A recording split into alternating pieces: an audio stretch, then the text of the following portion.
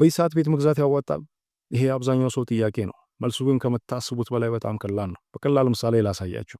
አንድን ዕቃ ከቸገረው ሰው መግዛት ይሻላል ወይስ ደግሞ ህይወት ከቀናችለት አንድ ባለጸጋ ሰው መግዛት ይሻላል?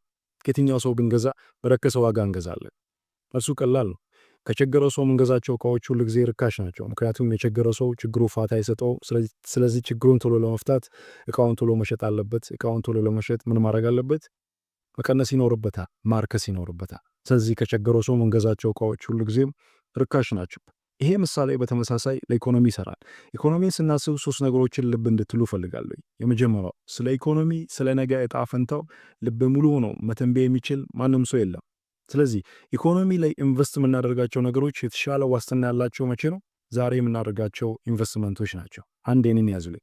ሁለተኛ ኢኮኖሚ በጊዜ ሂደት ውስጥ እድገቱን ይጨርሳል፣ ፌል ያደርጋል፣ ኮላፕስ ያደርጋል፣ ችግር ይገጥመዋል።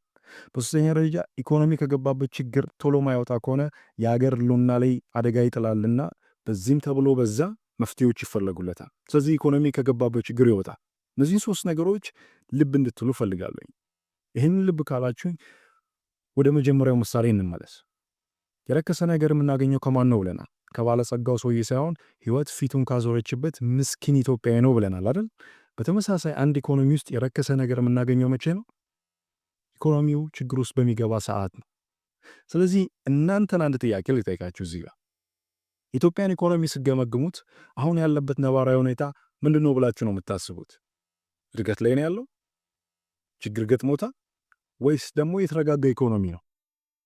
ይሄ መልሳችሁ በዚህ ሰዓት ኢንቨስት ማድረግ አለባችሁ ወይስ የለባችሁም የሚለውን መልስ በቀላሉ እንድታገኙ ይረዳችኋል። እኔ እዚህ ድረስ ነው ይዣችሁ ልመጣ ነው ችሎ።